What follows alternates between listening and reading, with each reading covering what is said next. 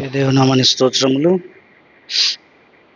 ప్రభు అయిన యేసుక్రీస్తు వారి నామమున మీ అందరికీ ఉదయకాలపు శుభాలు తెలియజేస్తున్నాను. నేటి మన ఆత్మీయ అనుదిన ఆహారముగా లేవియా కాండము 19వ అధ్యాయము 5వ వచనాన్ని చదువుకున్నాము. లేవియా కాండము 19వ అధ్యాయము 5వ వచనము. మీరు యెహోవాకు సమాధాన బలి అర్పించున్నప్పుడు అది అంగీకరింపబడినట్లుగా అర్పింపవలెను. చదవబడ్డటువంటి లేఖన భాగంలో ఇశ్రాయేలీయులకు దేవుడు ఆనాడు లేవియా కాండంలో వారు బలులు అర్పించేటప్పుడు లేదా నైవేద్యం అర్పించేటప్పుడు ఏ అర్పణ అర్పించినా, ఏ బలి అర్పించినా ఆ అర్పణ, ఆ బలి అంగీకరింపబడినట్లుగా అది అర్పించవలెను. అంగీకరింపబడేటట్లుగా అర్పించాలి. అది అంగీకరించబడకుండా అంగీకరించబడని అర్పణ అయితే అది ప్రయోజనం కాదు, అది మేలు కాదు, అది వారి మీదకి దేవుని కోపాన్ని తెచ్చేది. కాబట్టి ఆనాడు బలి అర్పణ, కొన్ని అర్పణలు అర్పించారు. మనం చూస్తాం దేవుని వాక్యంలో మొట్టమొదటిగా ప్రారంభ అధ్యాయాల్లోనే మనకు హేబేలు అర్పణ, కయీను అర్పణ, రెండు అర్పణలు, ఆ రెండు ఆఫరింగ్స్ గురించి మనం చూస్తాం. ఆ అర్పణలలో రెండు అర్పణలు దేవుని యొద్దకు వచ్చినప్పుడు కయీను, హేబేలు ఇద్దరు తీసుకొచ్చారు. హేబేలేమో మరి తనకున్న పశువులలో శ్రేష్టమైనవి, గొర్రెల్లో క్రొవ్విన వాటిలో కొన్ని తీసుకొచ్చాడు. అలాగనే కయీను కూడా తీసుకొచ్చాడు. పొలం పంటలో, సేద్యం చేసిన పొలం పంటలో కొంత తెచ్చాడు. తెచ్చినప్పుడు దేవుడు వాళ్ళిద్దరి అర్పణలను చూశాడు. దేవుడు ఒక మనిషి అర్పించేటప్పుడు అర్పణలని వాళ్ళు ఏమిచ్చారు అని చేతి వైపు చూడడు ఆయన. దేవుని మనసు ఎలాగంటిదంటే ఏమిచ్చారు, ఎంత ఇచ్చారు అనే దానికంటే కూడా వారి హృదయంలో ఎలా ఉంది, ఏ మనసుతో ఇస్తున్నారు, ఏ హృదయంతో అర్పిస్తున్నారు అన్నదే చూస్తాడు దేవుడు. కాబట్టి దేవుడు ఆనాడు హేబేలు అర్పణను చూచుటలో అతడు చాలా ప్రేమతో, విశ్వాసపూరితంగా అర్పించాడు. మంచి మనసుతో అర్పించాడు. కయీను మంచి మనసుతో అర్పించలేదనేది బైబిల్ మనకిస్తున్న సాక్ష్యం. ఎందుకంటే వాని హృదయం, వాడు దుష్టుని సంబంధి అని రాస్తుంది. వాడు దుష్టుని సంబంధి అని రాస్తుంది. కాబట్టి తన అర్పణ అంగీకరించబడలేదు. అందుకే దేవుడు కయీను అర్పణను లక్ష్య పెట్టలేదు అని రాసుంటుంది అక్కడ. కయీను అర్పణను అంగీకరించలేదు. దాంతో కయీను కోపం వచ్చి తన తమ్ముడిని చంపినట్టుగా మనం చూస్తూ ఉన్నాం. దేవుడు మన అర్పణలు లక్ష్య పెట్టాలి. నీ అర్పణలు, నీ యొక్క బలులు, నా యొక్క ప్రార్థనలు, మనం ఏది చేసినా అది అంగీకరించబడాలంటే ఫస్ట్ దేవుడు చూసేది మన హృదయాలని, మన మనసులను చూస్తాడు. ఏ దృక్పథంతో నువ్వు అర్పిస్తున్నావు, ఏ దృక్పథంతో ప్రార్థిస్తున్నావు, ఏ దృక్పథంతో, ఏ మనసుతో నీవు చేస్తున్నావు అనేది దేవుడు హృదయాంతరంగాన్ని చూస్తాడు ఆయన. అప్పుడు మాత్రమే అది అంగీకరించబడుతుంది. మంచి మనసుతో, మంచి హృదయంతో మనం అర్పించినప్పుడు అప్పుడు దేవుడు దాన్ని చూస్తాడు. లేవియా కాండం 19లో మనం ఇందాక చదువుకున్న మన మూలవాక్యంలో మీరు అర్పించేటువంటి సమాధాన బలులు, మీరు యెహోవాకు సమాధాన బలి అర్పించినప్పుడు అది అంగీకరింపబడినట్లుగా అర్పించండి.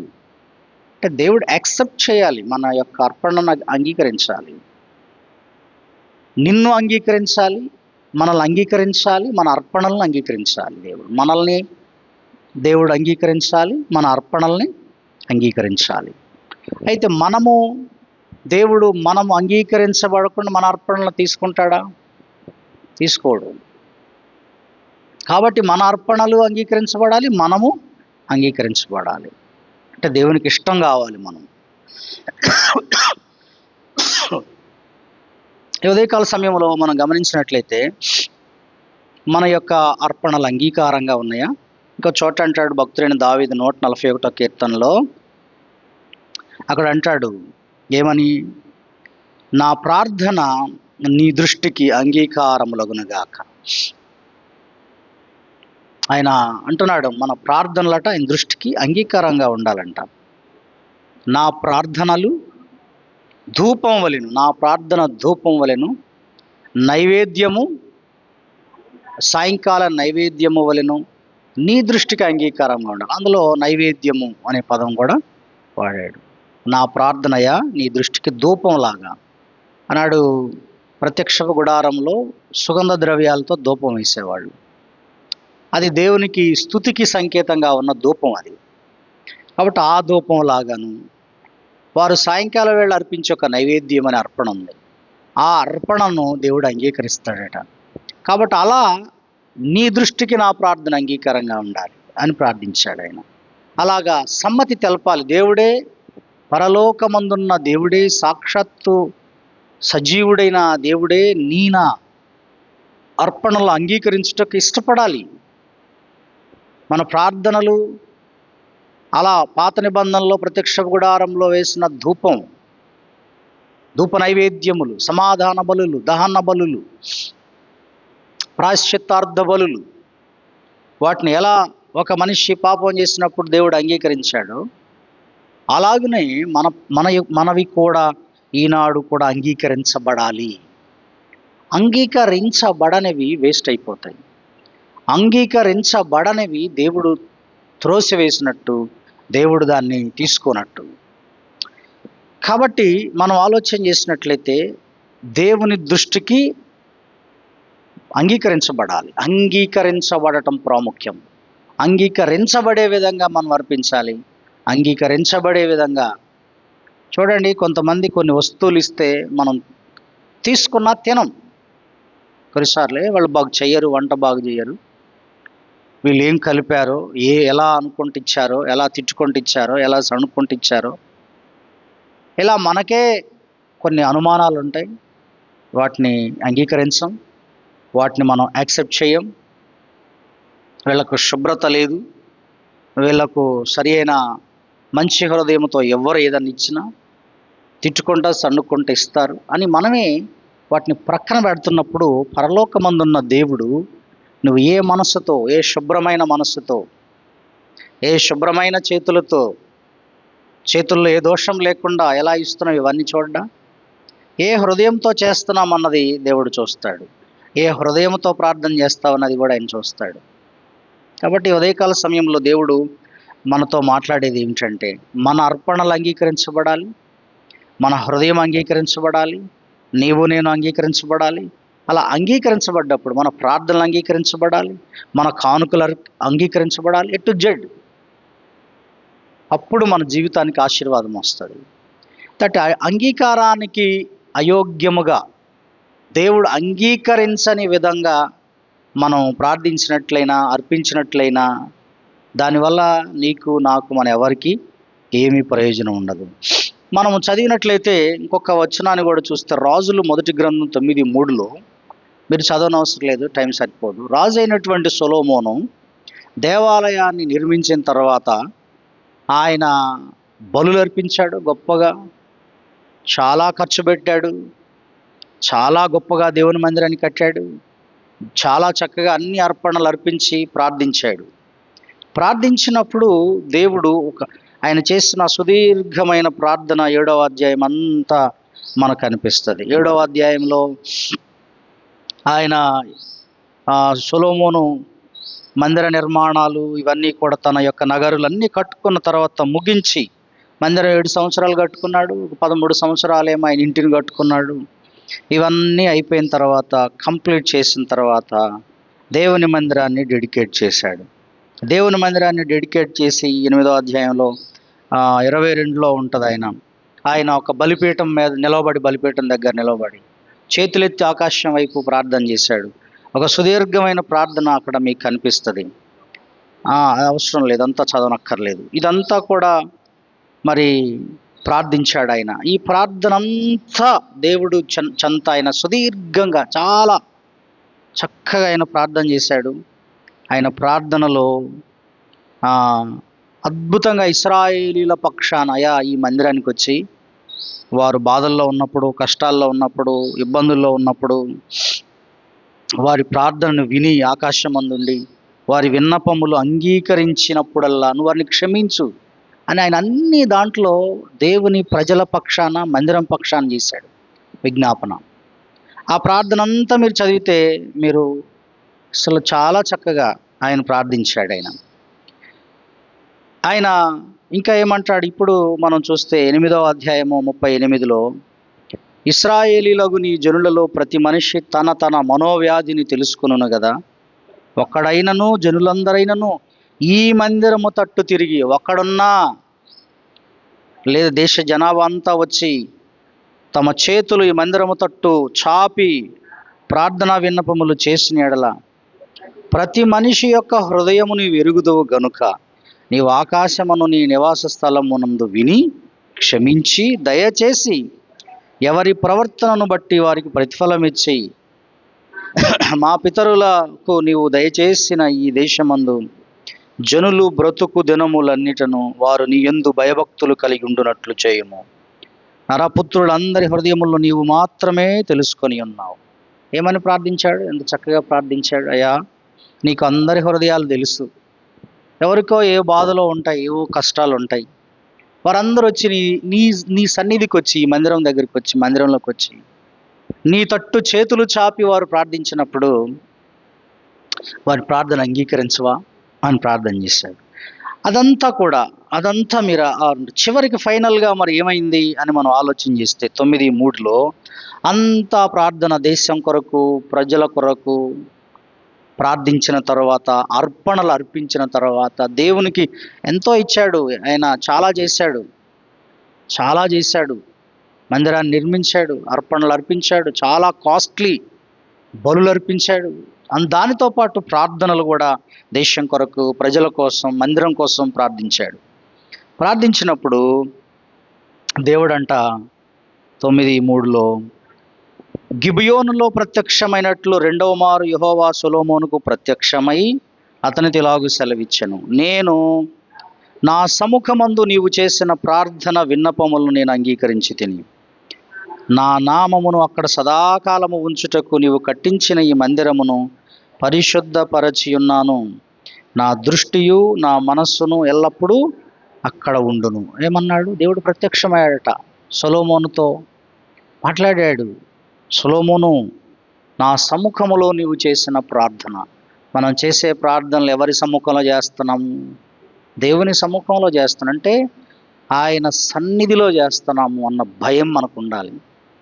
ఆ భయం ఉండాలి. సొలొమోన్ గారు దేవుని సముఖం అంటే ప్రజెన్స్ ఆఫ్ గాడ్, అది మనం సరిగ్గా ప్రార్థించకపోతే ఆయన సముఖంలో ఆ ప్రజెన్స్ వెళ్ళిపోతుంది, అక్కడ నుంచి ఆయన సన్నిధి వెళ్ళిపోతుంది. సరిగ్గా మనం అర్పించకపోతే ఆయన అక్కడి నుంచి వెళ్ళిపోతాడు. సరిగ్గా మనం చేయకపోతే మన విన్నపములు అంగీకరించబడవు. సొలొమోను అంత సుదీర్ఘమైన ప్రార్థన చేశాడు. తన కోసం ఏమీ చేసినట్టుగా అయితే అక్కడ లేదు. తన కోసం ఏమీ చేసినట్టుగా లేదు. కేవలము దేశం కొరకు ప్రార్థించాడు, ప్రజల కొరకు ప్రార్థించాడు, అర్పణలు కూడా అర్పించాడు. ఇవన్నీ చేసిన తర్వాత దేవుడు ఒకరోజు ప్రత్యక్షమై సొలొమోనుతో మాట్లాడాడు, నీ ప్రార్థనలు నేను అంగీకరించాను, నా సముఖంలో నువ్వు చేసిన ప్రార్థన నాకు వినబడింది. కాబట్టి ఈ మందిరం మీద నా దృష్టి ఉంటుంది, నా మనసు ఉంటుంది. దీన్ని నేను పరిశుద్ధపరిచాను. గొప్ప వాగ్దానం. నా మనస్సు, నా దృష్టి అక్కడ ఉంటుంది. పరిశుద్ధపరిచాను, ఆ మందిరాన్ని పరిశుద్ధపరిచాను, నీ ప్రార్థన అంగీకరించాను. ఈరోజు ప్రియమైన దేవుని సంగమా, దేవుని ప్రజలారా, జ్ఞాపకం చేసుకుంటే దేవునికి మనము ఆయన అంగీకరించే విధంగా అర్పణలు ఇవ్వాలి, ప్రార్థన చేయాలి. సొలొమోను గారు అదే చేశాడు. మీరు ఏ బలి అర్పించినా నాకు అంగీకారంగా ఉండాలి. మనం చాలాసార్లు చాలా ప్రార్థనలు చేస్తాం. చేసే ప్రార్థనలన్నీ కూడాను దేవుని దృష్టికి అంగీకారంగా ఉండేటట్లుగా చేయాలి. నువ్వు ఏదైనా చెయ్యి. మనుషులు అంగీకరించటానికి కానీ, మనుషులు మెచ్చుకోవాలని కానీ, మనుషులు వినాలని కానీ, మనుషులు చూడాలని కానీ చేయాల్సిన అవసరం లేదు. కేవలము దేవుడు మాత్రమే. మనకు లూకాసు వార్త, మత్తయి సువార్త 6వ అధ్యాయంలో చాలా క్లియర్గా రాసి ఉంటుంది. మనుషులకు కనబడవలెనని వారి ఎదుట మీ నీతి కార్యము జరగకుండా, నీతి కార్యము చేయకుండా జాగ్రత్త పడుడి. లేని ఎడల పరలోకమందున్న మీ తండ్రి యొద్ద మీరు ఫలము పొందరు. మనుషులు చూడాలని, ధర్మం చేసినప్పుడు కానీ, ఉపవాసం ఉన్నప్పుడు కానీ, ప్రార్థన చేస్తున్నప్పుడు కానీ, మనుషులు వినాలని, నీ ప్రార్థనలో నీ బాధను దేవునికి వ్యక్తం చేయాలి, నీ కష్టాన్ని దేవునికి వ్యక్తం చేయాలి, నీకున్నటువంటి నీ మనస్సును దేవునికి తెలియపరచాలి. అది అంగీకరించబడేటట్లుగా దేవుడు అది యాక్సెప్ట్ చేసి, ఓకే నాయనా అని చేస్తానయ్యా, ఆమేన్ అనేవాడు ఆయన. ఆమేన్ అంటే జరుగునుగాక అని అర్థం. అని చెప్తాడు ఆయన, ఓకే ఆమేన్, అది అంగీకారం. కాబట్టి అలాగా మనం మనుషులు చూడాలని, మనుషులు వినాలని, మనుషులు ఆయన చాలా కానుకలు ఇచ్చాడని కానీ చెప్పుకోవడానికి మనం చేయకూడదు. అది ఏ చేసినా సరే ఇక్కడ మనం అప్పుడు మాత్రమే అవి అంగీకరించబడతాయి. రహస్యమందు చూచుచున్న దేవుడు మనకు జవాబిస్తాడు. అది ఏది ఇచ్చినా సరే, అది కానుకలు ఇచ్చినా ఏదైనా, మంచి హృదయంతో ప్రార్థన చేయండి, మంచి హృదయంతో అర్పించండి, మంచి హృదయంతో వాక్యం వినండి, అది ఫలిస్తుంది. మంచి హృదయంతో, మంచి మనసుతో, మంచి హృదయంతో ఏది చేసినా, పరిచర్య చేసినా ఒక సహృద్భావముతో చేసినప్పుడు నువ్వు ప్రతిదీ కూడా అంగీకరించబడుతుంది. లేకపోతే అవన్నీ దేవుడు త్రోసివేస్తాడు, అవన్నీ అంగీకరించబడవు, అవన్నీ కూడా దేవుడు యాక్సెప్ట్ చేయడం అన్నమాట. కనుక ఈ ఉదయకాల సమయంలో మనం చూసినట్లయితే ఎలా ఉంది మన ప్రార్థన, ఎలా ఉంది, మన అర్పణలు ఎలా ఇస్తున్నాం, మనం చేసే పనులు ఎట్లున్నాయి, మనం ఎలాంటి జీవితాన్ని జీవిస్తున్నాం. ఉదయకాల సమయంలో మనం ఆలోచించేయాలి. ఈ లోకానికి అతిపెద్ద అర్పణ ఏదైనా ఉందంటే ప్రభు అయిన యేసుక్రీస్తు వారే. మానవాళి అందరి కోసం ఆయన కల్వరి శిలువలో ప్రాణం అర్పించేటప్పుడు అందరి పక్షాన తన ప్రాణం అర్పించినప్పుడు దేవుడు అంగీకరించాడు. ఆయన ఎంత అద్భుతము. కాబట్టి ఈ రోజున ఫస్ట్ ఆఫ్ ఆల్ దేవుడు నిన్ను యాక్సెప్ట్ చేయాలి, దేవుడు నన్ను అంగీకరించాలి, దేవుడు మన ప్రార్థనలు అంగీకరించాలి. అంగీకరించబడే విధంగా మనం ప్రార్థించాలి, అంగీకరించబడే విధంగా మన అర్పణలు ఉండాలి, మన జీవితాలు ఉండాలి. అలా లేని పక్షంలో ఏమీ ప్రయోజనం చేకూరదు, ఏమీ ప్రయోజనం ఉండదు. అలాగనే వాక్యాన్ని కూడా అలా అంగీకరించాలి, దేవుని వాక్యాన్ని కూడా అలా అంగీకరించాలి. 1వ తెస్సలోనిక 2 పత్రిక 2వ అధ్యాయం 13వ వచనంలో 1వ తెస్సలోనిక 2:13 అంటాడు, అది దేవుని వాక్యమని దానిని అంగీకరించి మీరు. తెస్సలోనిక సంఘానికి పౌలు గారు రాస్తాడు. పౌలు గారు చెప్పిన మాటలు తెస్సలోనిక సంఘస్థులు అది సొంత మాటల్లాగా తీసుకోలేదు, వాళ్ళు దేవుని వాక్యమని అంగీకరించారు. ఈరోజున నిన్న దైవజనులు మేము బోధిస్తున్నప్పుడు దాన్ని దేవుని మాటలుగానే అంగీకరించాలి, అందులో నుంచే చెప్తాం మేము. అదే దానికి ప్రమాణం, దేవుని వాక్యమే ప్రమాణం. దాన్ని దాటి మనం ఎక్కడి నుంచి చెప్పలేము. ఒక సేవకుడు బయట నుంచి చెప్పడానికి ఏ ఆస్కారం లేదు, ఎందుకంటే అక్కడే ఉంటుంది దాని యొక్క మరి అర్థం చెప్పాలి. అర్థం చెప్పాలన్నప్పుడు ఉన్నది ఉన్నట్లుగా చదివితే చెప్పడం కుదరదు, దాని భావం చెప్పాలి. భావం చెప్పినప్పుడు, అర్థం చెప్పినప్పుడు అక్కడ నీకు అనిపించవచ్చు, మనకు అనిపించవచ్చు లేనిది చెబుతున్నాడేమో అన్నట్లుగా. మరి అర్థం చెప్పాలి కదా. ఆ వచ్చిన భావాల యొక్క అర్థం యేసయ్య వివరిస్తేనే తప్ప ఎవరికి అర్థం కాలేదు. కాబట్టి దేవుని వాక్యాన్ని అంగీకరించారు వాళ్ళు తెస్సలోనిక సంఘస్థులు. ఒక ఆయన ఉంటాడు, నపుంసకుడు, ఇథియోపియా నపుంసకుడు, యెరూషలేముకు వస్తున్నాడు, ఆరాధించుకుని వెళ్తున్నాడు. ఆయన యెషయా గ్రంథం చదువుతున్నాడంటే చదువుతున్నది ఆయనకు అర్థం కావట్లేదు, కానీ చదువుతారు చాలామంది, కానీ అర్థం కాదు. దాని భావం చెప్పాలి, దాని అర్థం చెప్పాలి, దాని సారం చెప్పాలి. ఆ సారం చెప్పేటప్పుడు, అర్థం చెప్పేటప్పుడు, దాని భావం చెబుతున్నప్పుడు లేనిది చెబుతున్నారేమో అనే భావన అది చాలా తప్పది. అంటే దాన్ని బట్టి ఏంటంటే మనకు అర్థం కావట్లేదు దేవుని వాక్యం. కానీ భావం ఖచ్చితంగా మనకు అర్థమైనప్పుడు, ఓహో ఈ వచనంలో ఇది ఉందా అనేది మనం గ్రహించగలుగుతాం. కాబట్టి అంగీకరించాలి, దేవుని వాక్యాన్ని మనం అంగీకరించాలి, దేవుని వాక్యాన్ని మనం అంగీకరించాలి. బయట విషయాలు ఎన్నో అంగీకరిస్తాం, నీ సంఘ కాపరి విషయాలు అంగీకరించకపోతే నువ్వు పాపం చేస్తున్నట్లే. ఎన్నో విషయాలు అంగీకరిస్తాం, వాళ్ళు చెప్పినవి వింటాం, వీళ్ళు చెప్పినవి వింటాం, అన్నీ వింటాం. కానీ ఇక్కడికి వచ్చేసరికి సంఘంలోకి వచ్చినాక, సంఘ కాపరి దగ్గరికి వచ్చినాక అంగీకరించకపోతే ఆ దేవుని మాటలు మనకి ఎంత మాత్రం మేలుకరంగా ఉండదు, అది ఆశీర్వాదకరంగా ఉండదు, అది ఫలించరు. కాబట్టి ఉదయకాల సమయంలో మన జీవితాల్లో చూడండి, బలులు అర్పించినప్పుడు, అర్పణలు అర్పించినప్పుడు, ఏది చేసినా, ప్రార్థన చేసినా అంగీకరించబడే విధంగా మనం చేయాలి. దేవుడు యాక్సెప్ట్ చేసే విధంగా మనం చేయాలి. దేవుని వాక్యాన్ని అంగీకరించాలి మనం, అది దేవుని మాట అని. లేదు అంటే మనము ఏమి చేసినా నిష్ప్రయోజనం అయిపోతుంది, మన ప్రార్థనలు నిష్ప్రయోజనం అయిపోతాయి. కొన్నిసార్లు మనం ఎంతో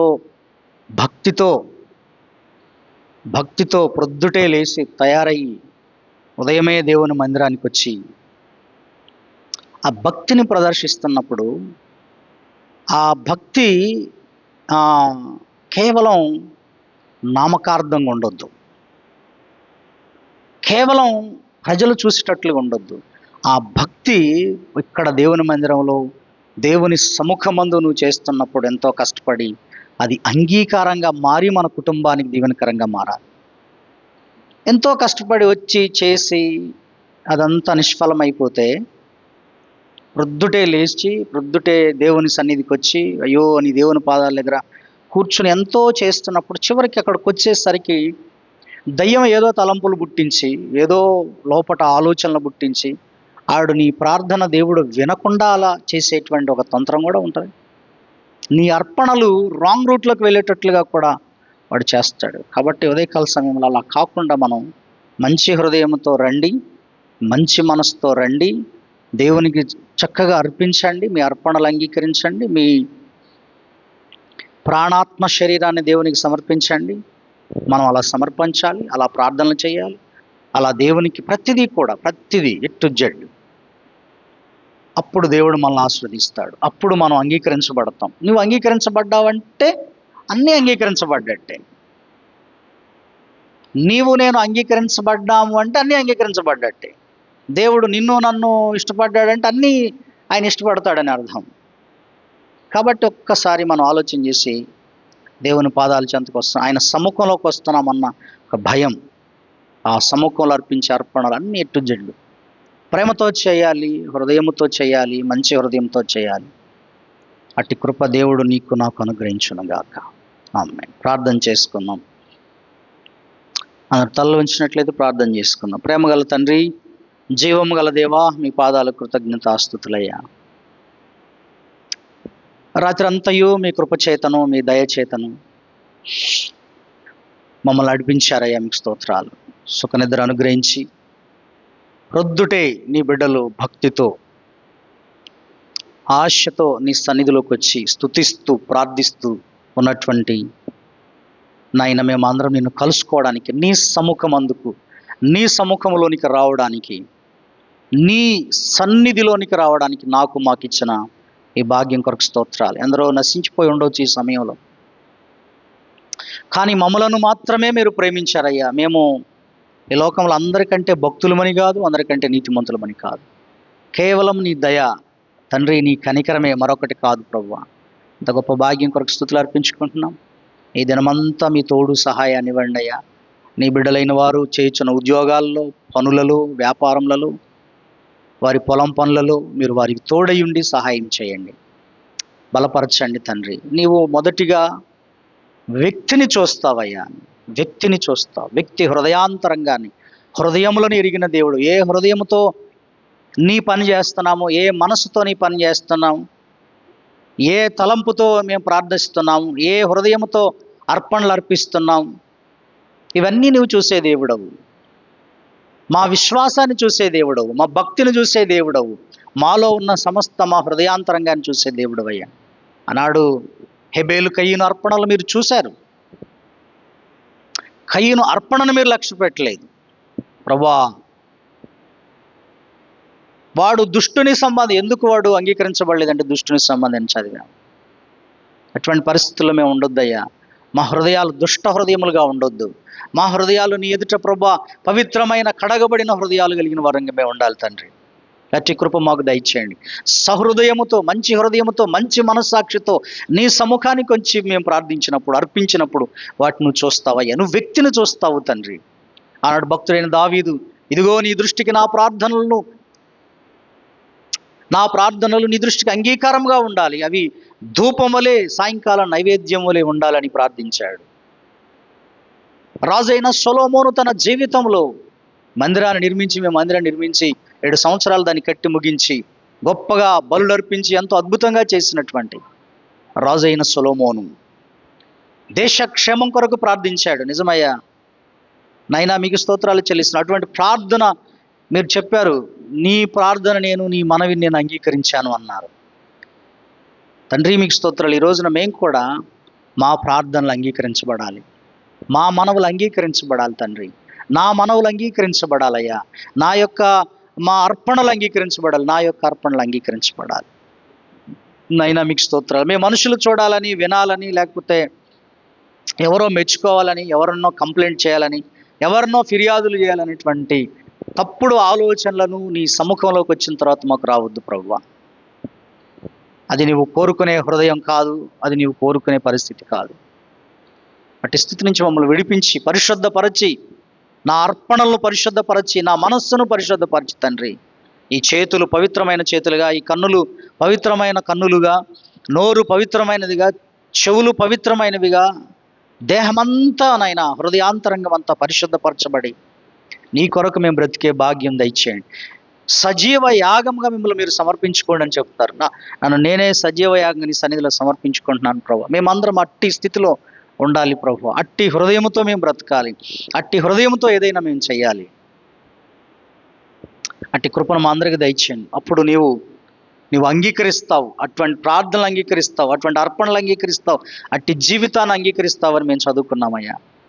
కృప చూపించి సహాయం చేయండి తండ్రి. పరిశుద్ధపరచండి, నన్ను పరిశుద్ధపరచండి, ఆత్మీయ కుటుంబాన్ని పరిశుద్ధపరచండి తండ్రి.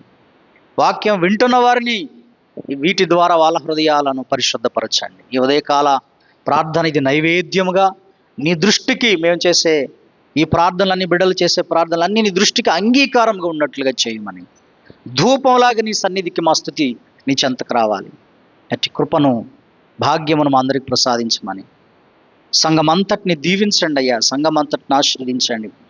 ఎవరైతే నీ మందిరానికి వచ్చి ఉదయకాలంలో నీ సముఖమందు కనబడుతున్నారో, ప్రార్థిస్తున్నారో, వాళ్ళ ప్రార్థనలు అంగీకరించండి. అలాగే మా దేశ క్షేమం కొరకు ప్రార్థిస్తున్నాం. ప్రస్తుతం మా దేశము ఒకవైపు వర్షాలు పడట్లేదు, ఒకవైపు వర్షాలు పడుతూ ఉన్నాయి. పరిస్థితులన్నీ భయంకరంగా ఉన్నాయి తండ్రి. ఇట్టి వాతావరణం నుంచి మమ్మల్ని విడిపించి అయ్యా, మా తెలుగు రాష్ట్రాలు, మా దక్షిణాది రాష్ట్రాలన్నీ కూడాను వర్షాలతో నింపబడి చక్కగా ఫలించే విధంగా చేయండి. ఇటు కరువును నైనా ఎదుర్కొనే శక్తిని మా అందరికి ప్రసాదించండి. కరువు నుంచి మా రాష్ట్రాలను విడిపించమని ప్రార్థన చేస్తున్నాం. సహాయం చేయండి అయ్యా. అన్నాడు సొలొమోను కూడా ప్రార్థించాడు. వర్షం పడనప్పుడు ఈ మందిరానికి వచ్చి ప్రార్థిస్తే నీవు అంగీకరించని ఆయన అడిగాడు. కరువు వచ్చినప్పుడు ఇక్కడికి వచ్చి ప్రార్థిస్తే అంగీకరించమని చెప్పాడు, ప్రార్థించాడు. అట్లాగనే నాయన మా ప్రార్థనలు అంగీకరించండి. మా సంఘ క్షేమం కొరకు ప్రార్థిస్తున్నాం. సంఘంలో ఉన్న అనారోగ్యాలతో ఉన్న వారి కొరకు ప్రార్థిస్తున్నాం. వారిని బాగు చేయండి, స్వస్థపరచండి. నిరుద్యోగులు ఉన్నారయ్యా, వారికి ఉద్యోగాలు తెచ్చండి. ఇళ్ల నిర్మాణం చేసుకుంటున్న వాళ్ళు ఉన్నారు, దీవించి ఆశీర్వదించండి. ఎవరు ఏ సమస్యలతో ఉన్నారో, బయటి వారు లోపటి వారు నాయన ప్రతి ఒక్కరిని మీరు జ్ఞాపకం చేసుకుని వారి వారి అవసరతల అక్కర్లన్నీ తీర్చండి. సేవకులమైన మేము చేస్తున్న ప్రార్థన అంగీకరించండి తండ్రి. నా ప్రార్థన నీ దృష్టికి ప్రభువా ధూపం వలె సాయంకాలం అర్పించే నైవేద్యం వల్ల అంగీకారములు ఉండాలి తండ్రి. అట్టి కృపను మాకు అనుగ్రహించి సహాయం చేయమని, ఈ రోజంతా మీ కృపలో మమ్మల్ని వర్ధిల్ల చేయమని యేసు క్రీస్తు వారి పరిశుద్ధ నామములో ఈ ప్రార్థనను సమర్పిస్తున్నాను తండ్రి. ఆమేన్.